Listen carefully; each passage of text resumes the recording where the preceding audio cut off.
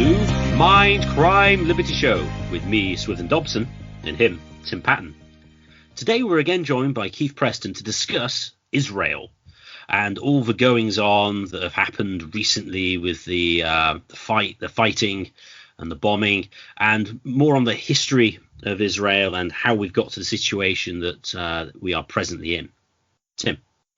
Well, my first set of questions for Keith on this issue, and I don't think we should get lost too much in the parlance of the term, although that might annoy some people, is on this conflict is one of the problems I have with a lot of the pro-Palestinian people is they don't really have a solution. I guess their solution is they want the U.S. to leave entirely in some degree, which would come with its own solutions. Turkey would dominate, or some other power, Russia or some other power over there would dominate. But even if you buy into certain aspects of the Peter Zelian theory, total global unity is not going to happen. So a lot of the Western Israeli pro-Palestinian people, the Glen, Greenwalds, and your Noam Chomskys, they're basically social democrats, and their basic solution, it seems to be a one-state social democracy, and maybe the tradition more in a two-state. But the problem, I don't really see social democracy with the current ethnic and social breakup, especially considering the recent history. I mean, lots of grievances, particularly in Palestine and Gaza. If the solution they seem to want to have implicitly is have them all vote for the Israeli, have a one state, and all vote for the Israeli parliament. Now, this could work if they're all sympathetic Arabs, I will call them Uncle Tom type Arabs that do exist in Israel proper, but the kind that exists in the outside, by definition, would not work. So do you agree, Keith, in general, that that a liberal social democracy of the kind in Sweden or the kind in Western Europe would not really work with the current setup? And is that a blind spot for many of the sort of Western pro-Palestinian, Chomsky, Greenwald, etc.? I mean, a lot of the solutions to me are laughably utopian to a certain extent. And what would be your solution for the region, considering that democracy as such, Southeastern Europe democracy has been a failure? I mean, we have the Lebanese system, which you've pointed out in other areas I've heard once. What would be your solution as a pan-anarchist in that region? Keith? Well, you've asked a lot of questions in one. I'll try to go through those without being too long-winded. As for the question of whether a unitary liberal social democracy would work in Israel and Palestine, the first thing I'd point out is that Israel right now is not a liberal social democracy in a Western sense. It does have elements of Western culture. For instance, there are people in the libertarian camp and other places who are pro-Israel, and they'll say, well, Israel is more libertarian than, say, a normal Islamic society would be because it has a gay subculture, it has a drug culture, it has all that stuff. But it's also true that Israel is, internally, Israel is kind of like what the Jim Crow South in the United States was. It's basically, they still have a system of ethnic segregation and also a system where the Jewish religion is favored over the other religions as well. So it's not an entirely a liberal society the way Westerners would conceive of it. It's more like the kind of societies that Western influenced societies had, say in the pre-civil rights era. It's more like America prior to the 1960s, or like the old South African system. Now that's just in Israel itself. The West Bank is probably closer to something like apartheid in the sense that it's literally partitioned into different sectors for Israelis and Arabs. And I would argue that the Gaza Strip is probably something more like the Warsaw Ghetto, that is the Jewish ghetto that existed in Poland early in the Nazi occupation era, where the Jews were forced into this ghetto-like circumstance that was constantly under attack and was pretty much at the mercy of the Germans. That's kind of the situation that the people in Gaza are in. For people who want to know more about this, I would suggest watching some of the videos that Abby Martin has done about this that really gets into some detail about how how Israel and the occupied territories actually work internally. Also, Kim Iverson, there's a YouTuber named Kim Iverson. She's been there. Both of them have actually been there and documented this as much as they're allowed to, about how their system actually works. So it's not true that Israel is a modern Western-style liberal democracy in the same way Westerners today would conceive of it.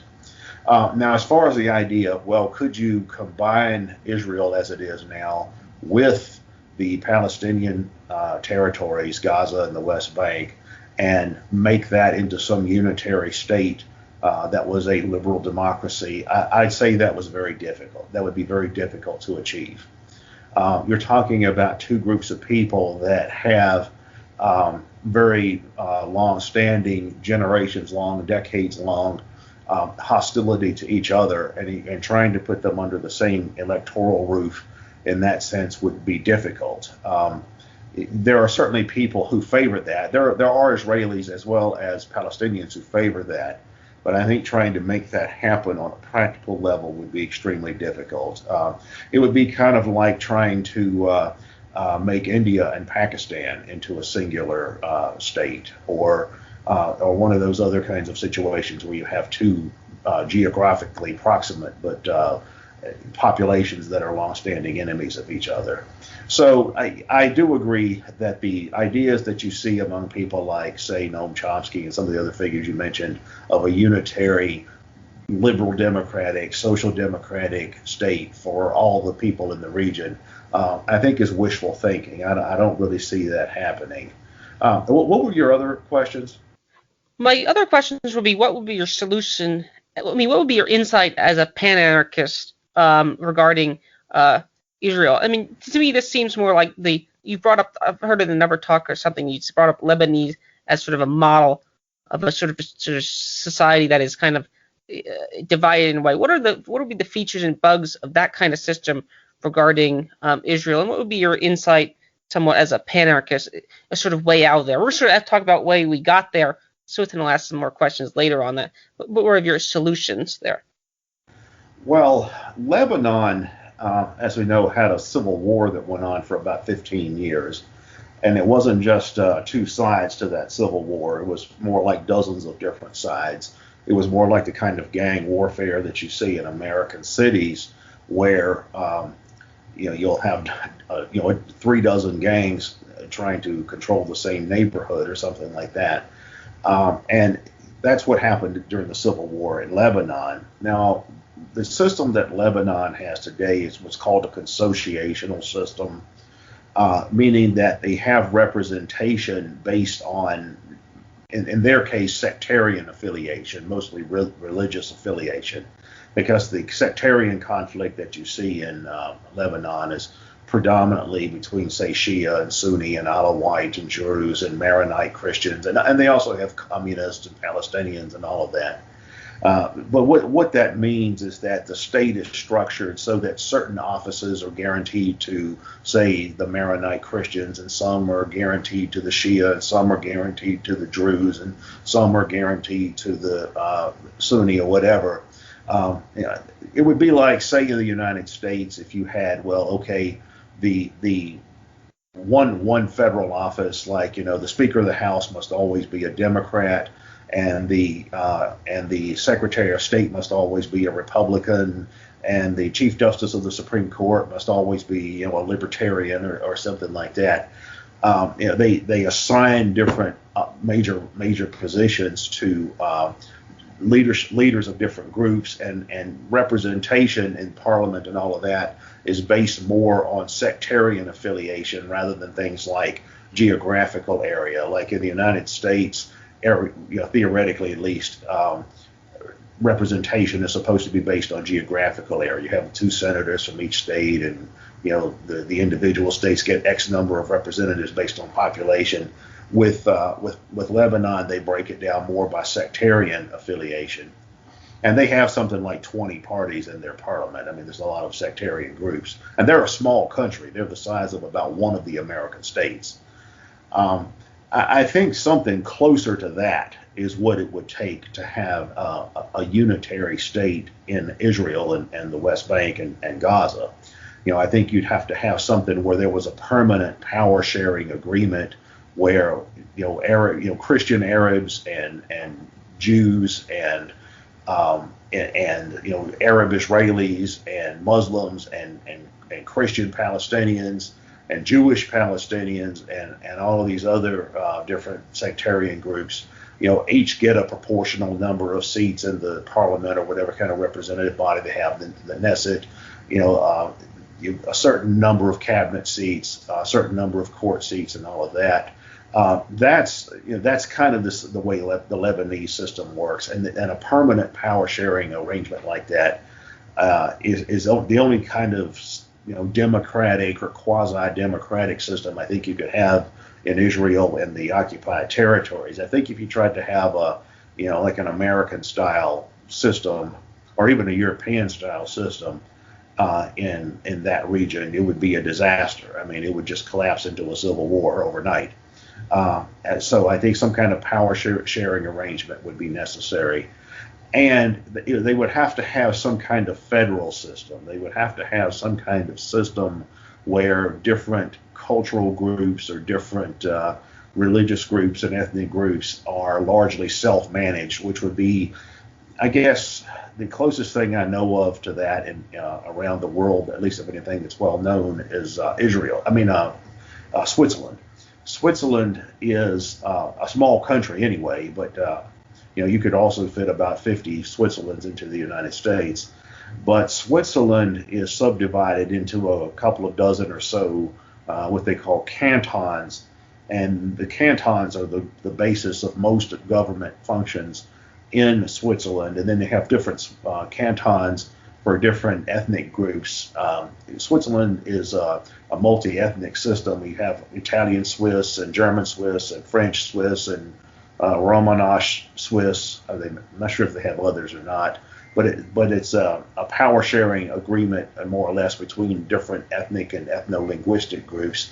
Even to the point in some of their local communities, they call them communes, in Switzerland that are also mixed ethnically and mixed linguistically. You'll actually have interpreters at town council meetings to interpret the proceedings, just like you have interpreters at the UN. That's how diverse their system is. But something like that, some sort of hybrid of probably the Swiss system and the Lebanese system, I think is probably the only kind of democratic state that would even have a chance of being able to function in Israel and in the occupied territories. Trying to remake Israel in the image of, say, Sweden or the United States would be a disaster. How would you approach the situation of Israel? Would you advocate for that sort of position, or if you got any of the alternatives as a sort of a pan-secessionist? As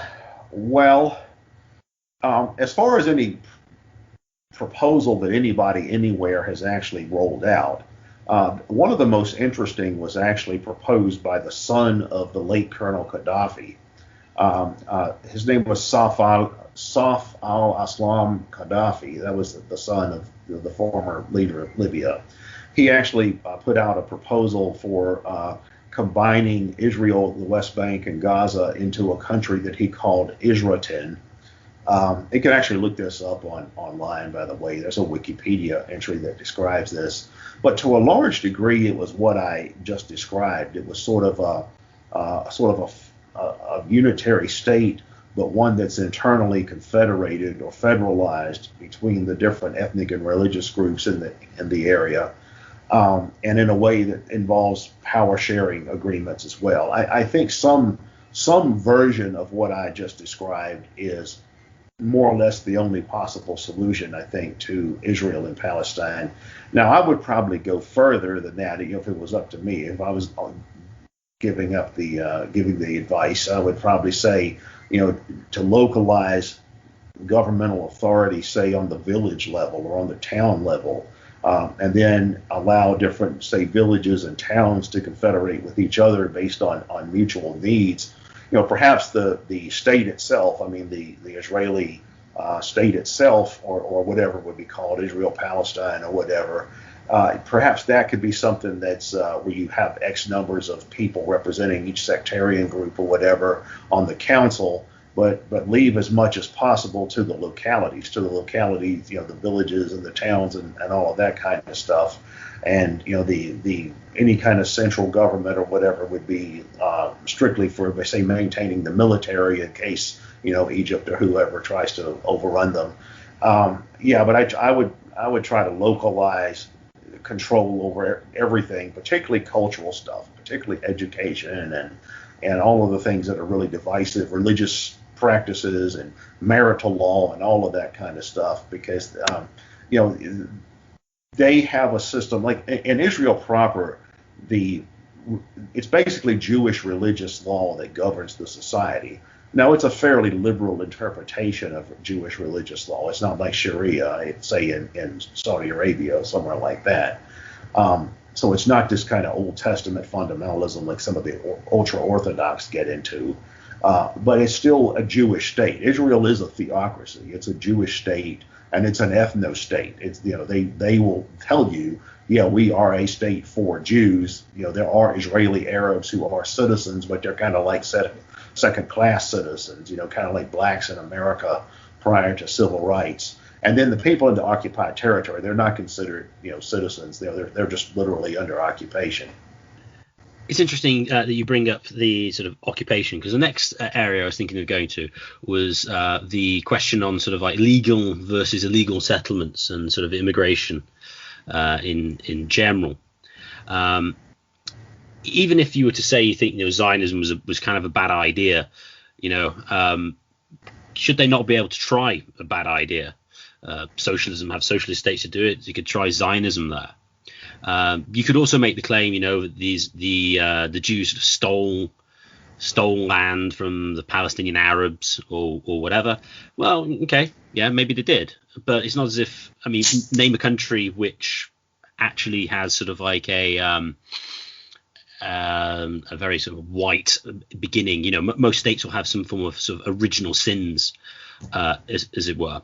And even if they were there, even if they shouldn't be there, should you get rid of them? Should you be able to evict them?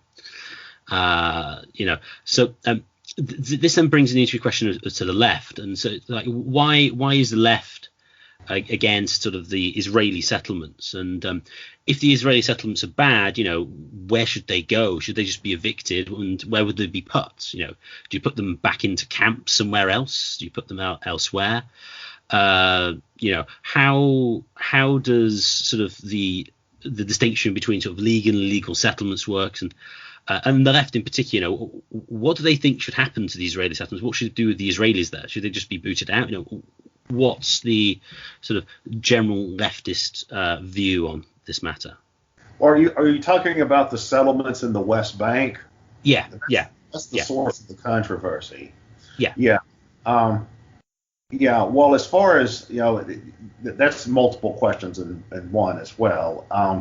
As far as the creation of Israel, Zionism is something that developed in the 19th century, and it was part of the growing liberal nationalist tendencies of the time. Nowadays people think of nationalism as being right wing, but in those days nationalism grew in part and parcel with liberalism and also with socialism, because nationalism was more or less the idea where you had people that shared a common ethnicity, language, and all of that, that were tended to be split up under royal dynastic empires or fragmented into microstates. And then you had this idea, there should be a unitary state for people of all, German heritage or Italian or something.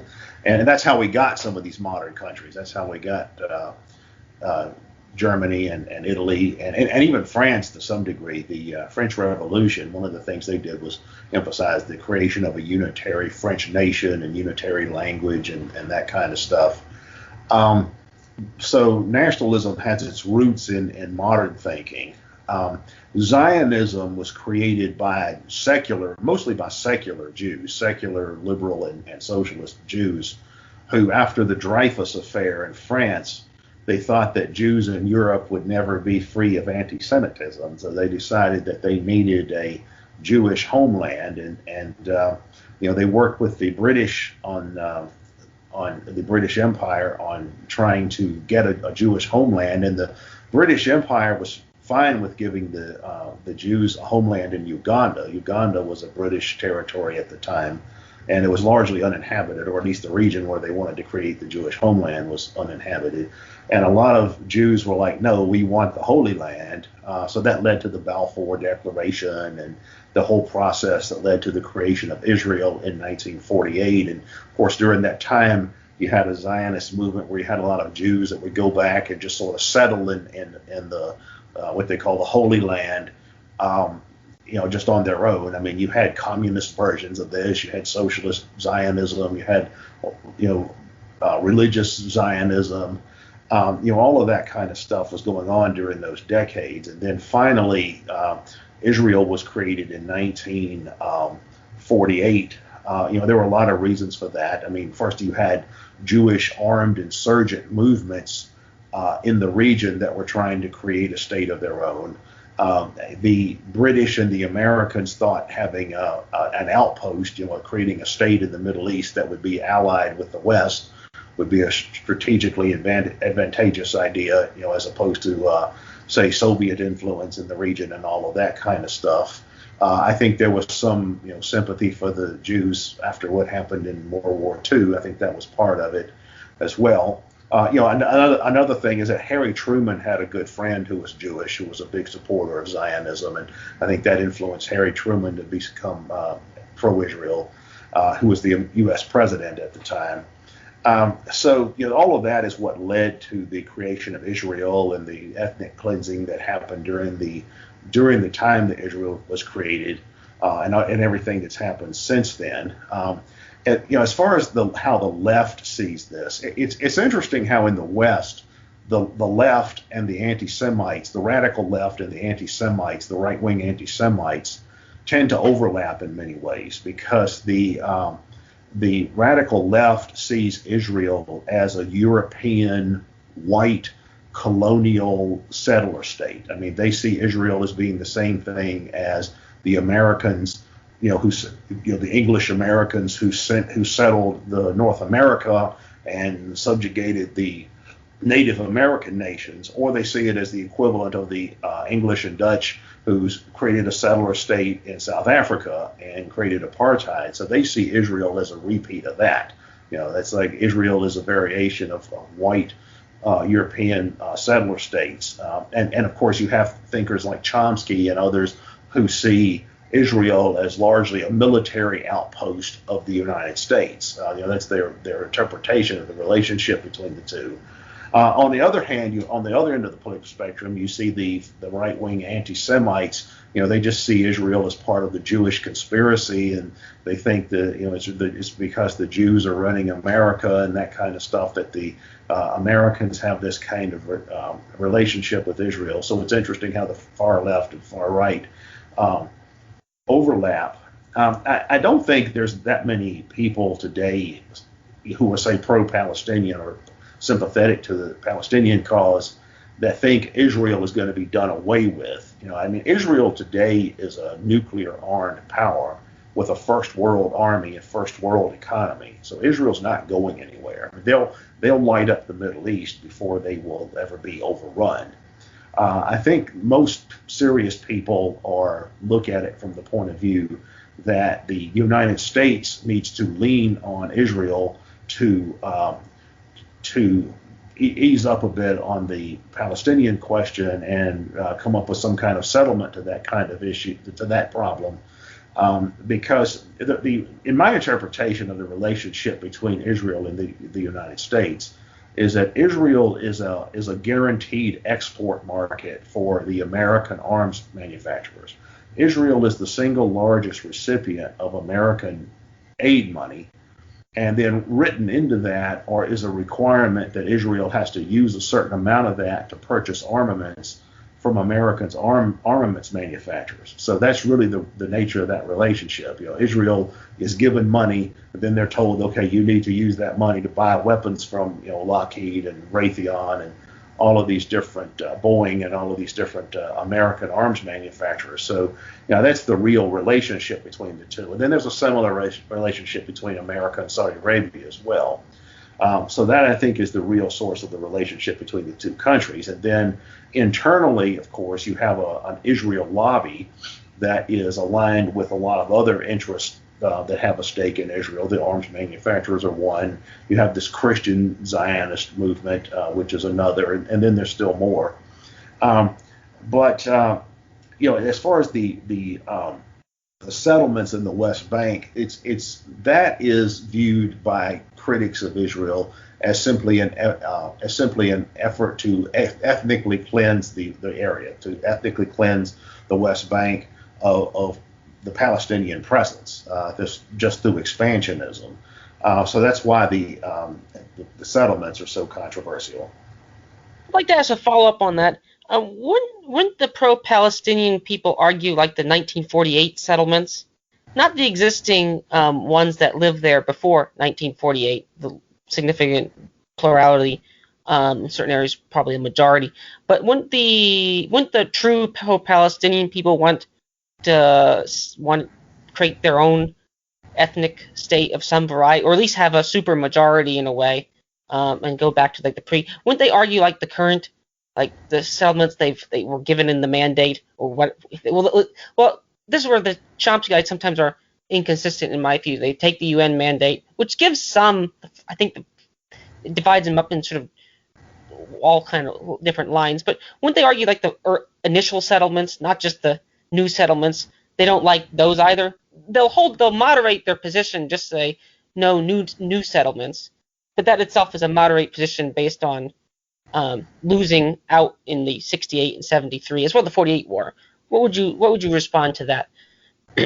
Well, there's a wide range of opinions on that.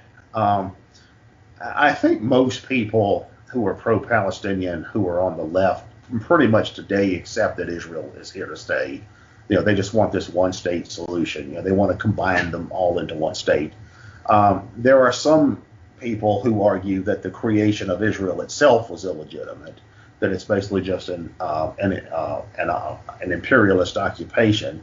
There are others who don't take it that far, although that latter point is the position of many opponents of Israel. For example, Hezbollah's position, I believe, is still that Israel doesn't have any right to exist. I think that's the official position of Iran at this point. So there are certainly there are some Palestinian resistance groups that hold to that position as well.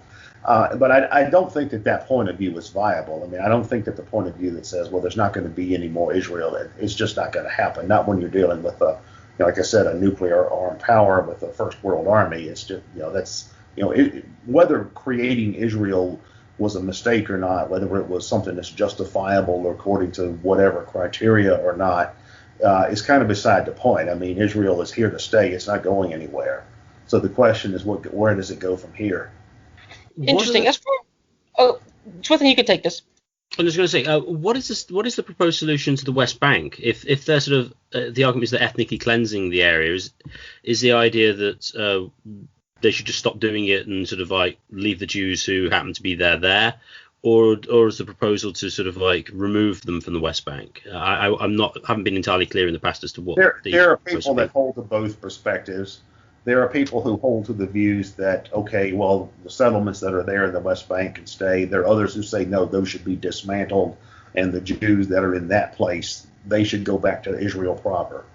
So there's both opinions on that. You can find people who argue for both. As far as the you sort of hinted at the lean on Israel point, which comes into the third set of questions I have regarding this. Which I'll move out of the second question, is on foreign influence. All of us are in the West, Britain, the United States here, most of our listeners as well, I guarantee all our listeners. And U.S. and earlier, the British actually played a key role early on in this, but recently it's mainly the U.S. influence. And in my opinion, the U.S. has had two trajectories, before and after the 68 to 73 period, before that and after that.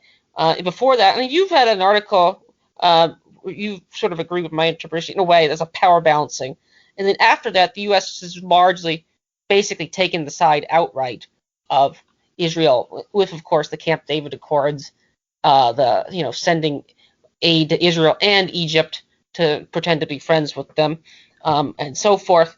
But I would argue that Israel itself is a independent sovereign power in itself.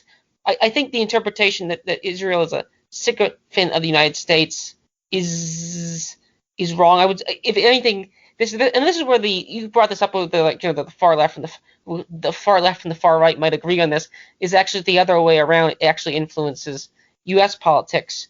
But Israel being independent in that regard is a both feature and a bug for the people who want a more equitable, if I could use that word, solution for the Palestinians, because Israel fights for its own, Netanyahu et al. Fight for their own, Ben Gurion et al. Fight for their own interests, not the interests of the Palestinians or the Americans or the American left. So do you think Israel itself, you've pointed out the nuclear weapons, first world economy, first world army, and so forth. Is Israel independent of the Americans or dependent on them, and who exactly controls whom? Well, the range of views on that is also very diverse. Most people from the left in the United States probably would agree more or less with Noam Chomsky.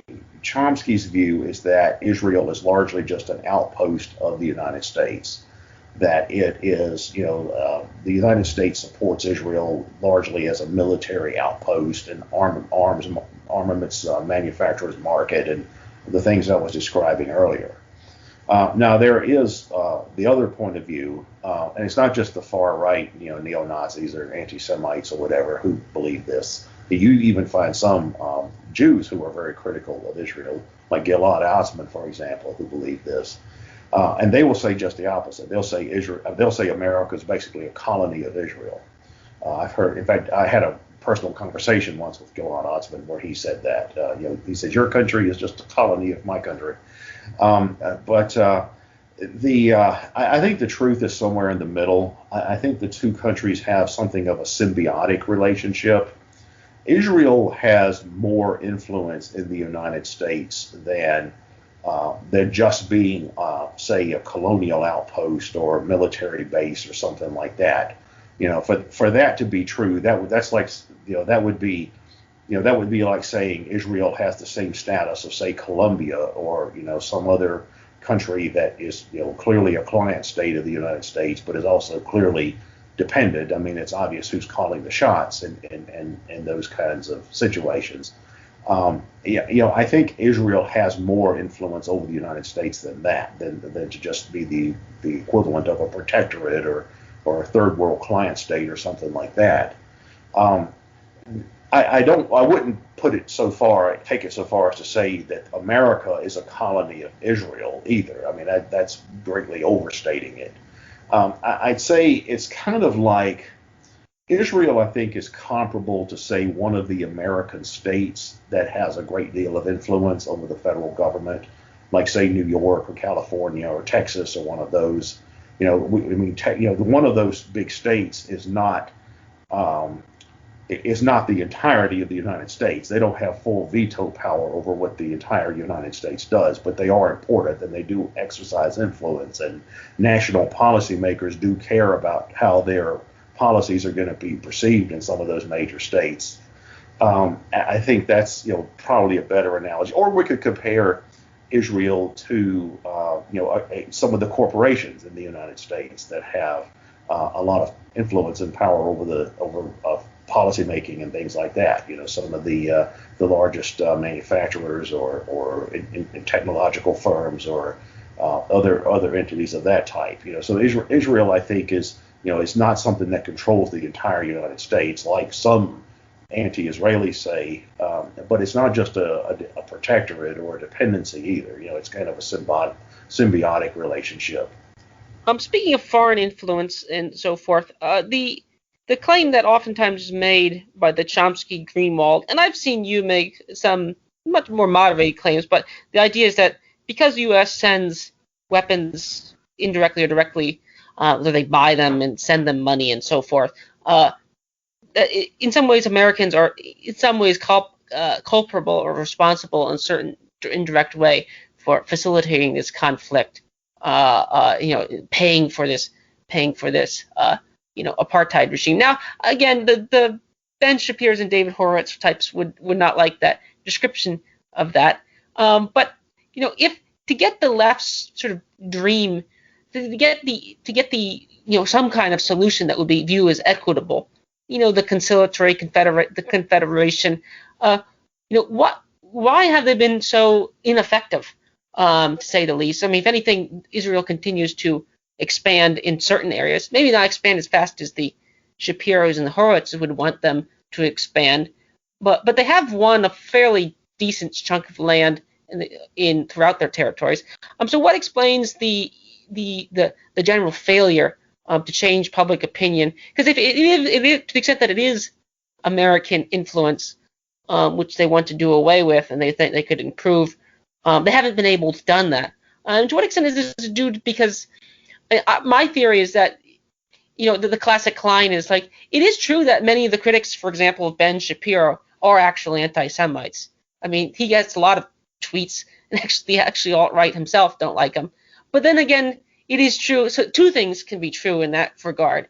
So I do view it as a sort of quite a dicey onion to chop up. And Chomsky himself and the Greenwalds, they're quick to call anyone who disagrees with them, or you had some run-ins too with various other groups too. The quick to call anyone who disagrees with them a fascist. So I do think that is quite a poisoned well. So what explains the sort of failure for them to make any progress based on their goals? Keith?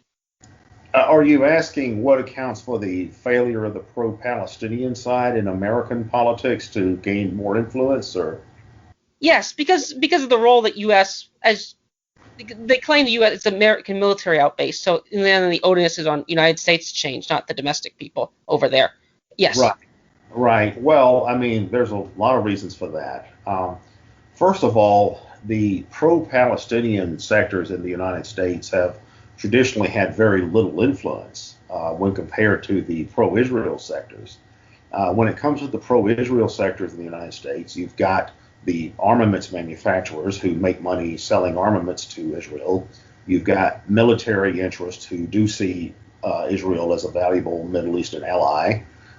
You've got the Israel lobby itself, which does exercise a lot of influence over American American electoral system and the party system and all of that.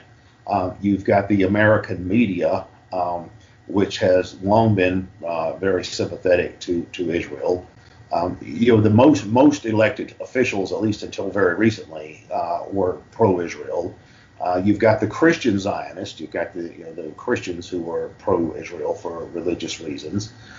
You have a lot of people who were sympathetic to Israel because they feel bad because of bad things that have been done to Jewish people in the past, the Holocaust, and a lot of things before that.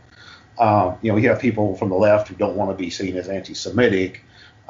So, I mean, there's a whole lot of reasons why the pro-Palestinian movement hasn't gained any more influence than it has. I mean, there's not a whole lot of Palestinian Americans. There's still not that many Arab Americans or Muslim Americans. There's more than there used to be. But those have, at least until very recently, been very small population groups. Even within the Middle East itself, the Palestinian people are not well liked by other Arabs. They have the same status, say, as poor black people in the United States, or maybe the American Indian tribes, or whatever. So it's not like that the other Arab countries have cared that much about what happens to the Palestinians either. And that's particularly the case now because more and more of those countries, the Arab countries, are essentially American client states. That's certainly true of Saudi Arabia and the Gulf states. All of those have become closer to Israel over time. That's true of Egypt. Since 1979, America has more or less America has more or less paid Egypt to at least pretend to be friendly to Israel.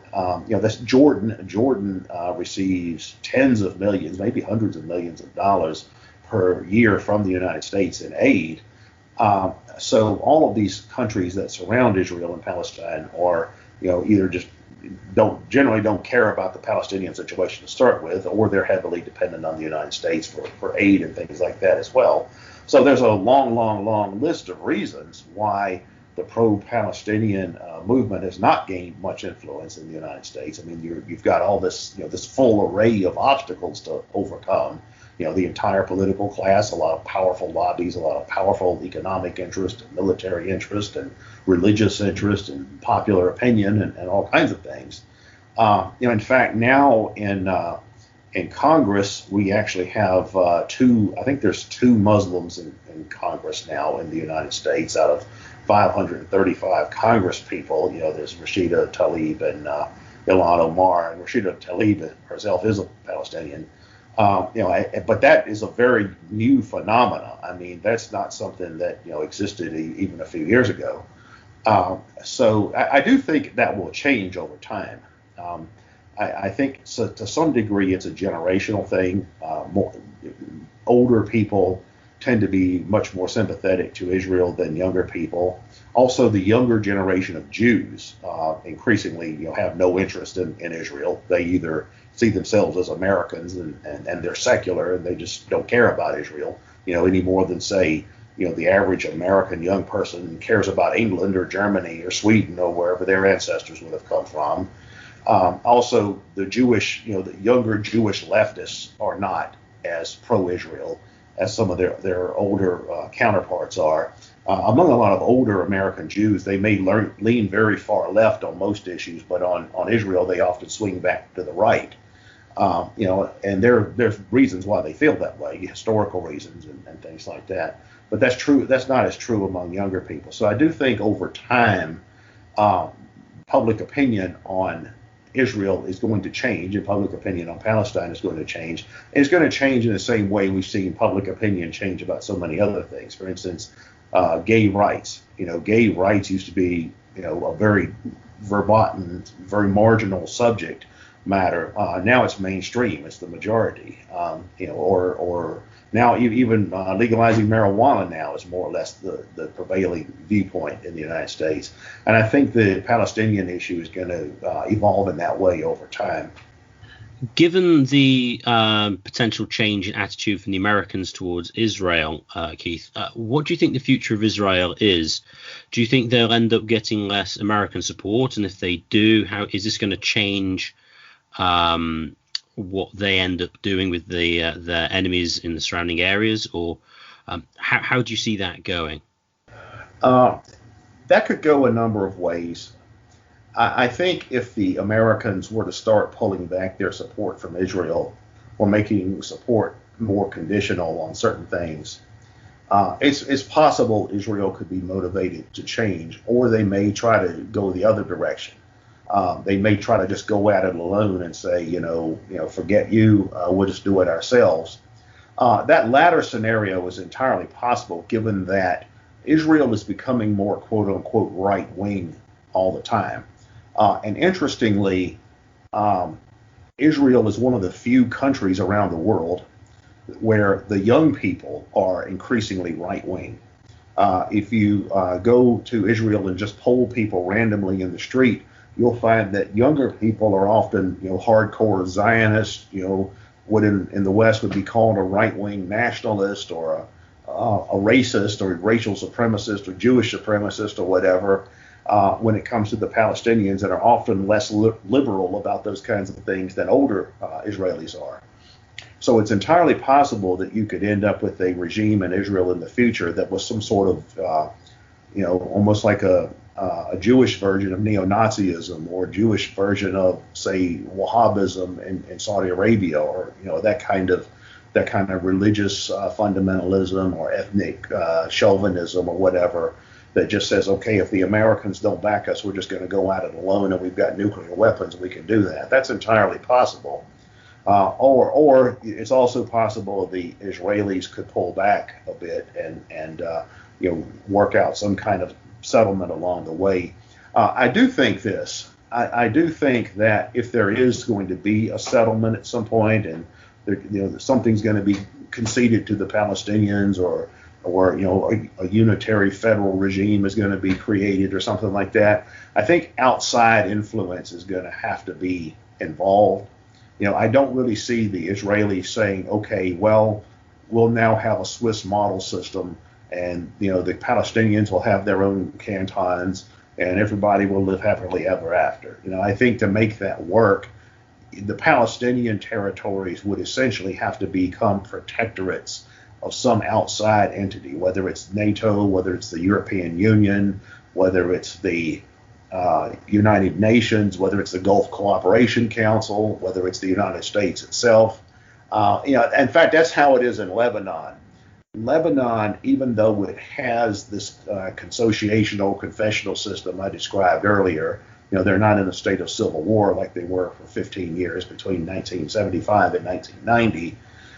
They still have UN peacekeeper forces there in Lebanon that are there to kind of keep different hostilities between different sectarian groups from emerging again. And of course, you also have Hezbollah in South Lebanon, which is aligned with Iran, and they are the de facto government of South Lebanon.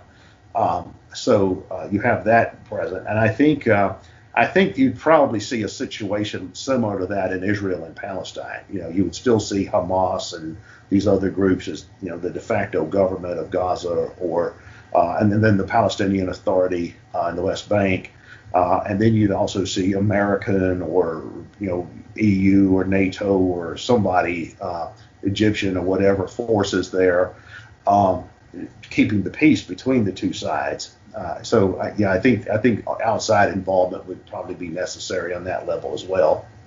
To follow up on the question of outside involvement, this sort of relates back to the sort of third question I just asked. Is the United States the latter scenario you described, that Israel expands more and becomes even more quote unquote rogue, or whatever you want to call it. This seems to imply that the United States has had a restraining influence on Israel, which is the contrary to what most people on the sort of the Western left, so to speak, has. Would you agree with that? Would you agree with that thesis in the sense that Israel has both, maybe things got both ways, but does seem to be that they are limited. If in my opinion, if there was no Western observers and they could militarily defend themselves, they would have just occupied the West Bank completely. That would be my theory. If they could actually get away with it, they would have no scruples in doing it. It doesn't seem like now maybe that's wrong. Maybe they would have to strategically balance their situation, make a more moderate approach. But do you think the United States overall has, and earlier Britain has had any restraining factor on them, or is that sort of a somewhat silly hypothesis to have? Well, I think there's some truth to that, in the sense that while Israel doesn't care about world opinion, I mean, every time a resolution comes up in the UN that criticizes Israel for its treatment of the Palestinians, virtually every country on earth will vote in favor of it except two, and that's Israel and America. So I don't think the Israelis care the first thing about world opinion. I do think that they care about public opinion in the United States, and they care about what the Americans think, because they don't want the Americans to turn off the aid. Over time, I think what has happened, though, is that the Israelis have gotten increasingly arrogant about that. If you talk to people from the D.C. area who are involved in governmental affairs, people who work in the civil service and people who work for lobbyists and all the kind of stuff like that, what they will typically tell you is that they hate dealing with the Israelis. They'll say they would rather deal with the Saudis than deal with the Israelis. And they'll say, because there's this common perception among a lot of DC insiders that the Israelis are basically arrogant, and not only that, but ungrateful for assistance that is given to them, and they view it as an entitlement, and then they think they've got America wrapped around their finger. In fact, one of the Benjamin Netanyahu, he gave a speech once where he said that. He says, we've got America wrapped around our finger, or something like that. And I do think that may be the downfall of Israel eventually, because I know there was a change, particularly among the Democratic Party. There was a big change after 2015 when Benjamin Netanyahu was invited by the Republicans to come and give an address to Congress and bypassed the Obama administration. Basically it was just it was just the equivalent. It was the equivalent of a head of state. It was like it would be like, say, the Democrats invited the head of state of China, say Xi Jinping, to come and give an address to Congress and say, oh, by the way, F you Republicans, we're just going to bypass the normal diplomatic channels. That's exactly what happened with Netanyahu's visit to the United States in 2015. And I think that kind of soured a lot of the Democrats on Israel. And it was also during that time that we started to continue to see changes in U.S. society culturally and demographically and all that, where we see a rising sympathy for the Palestinians and less enthusiasm for Israel. But on one hand, Donald Trump was actually the most pro-Zionist or pro-Israel president the U.S. has ever had. Even more so than George W. Bush, more so than George H.W. Bush, more so than Ronald Reagan. Over time, certainly the Republicans have become more and more pro-Israel, and Trump, as I said, was the most pro-Israel president ever. At the same time, there's some evidence that the other side of the political spectrum is becoming increasingly anti-Israel, or at least compared to what it once was. As to whether America has a restraining effect on Israel, I'm not sure about that. I think that's an interesting question. I think that increasingly over time, Israel's not worried about what America thinks. As to whether that was the case in the past, I think it was probably less so. As for the question of why doesn't Israel just go and flatten the West Bank or flatten Gaza, there are certainly elements in Israel that would like to do that. There's also an Israeli opposition that's increasingly less influential, but there's an Israeli opposition that stands opposed to that as well. So there's a lot of different dynamics there. Plus, they have to be concerned about relations with surrounding states, Egypt and others. The ones that are all Jordan, the ones that are all being paid by the United States to be friendly to Israel. So all of those different things, I think, are something that Israeli foreign policy makers have to balance against one another. Thank you for joining us again, Keith. That's been very interesting and insightful. I'd now just like to thank everybody for listening. If you've enjoyed this podcast, please just share it with your friends and family and subscribe to us on Podbean on YouTube. The more subscribers we get, the higher we get in the search rankings, and the more people can access this content. And if you'd like to contact the show for any reason, please contact us at mindcrimelibetyshow@gmail.com. That's mindcrimelibetyshow@gmail.com.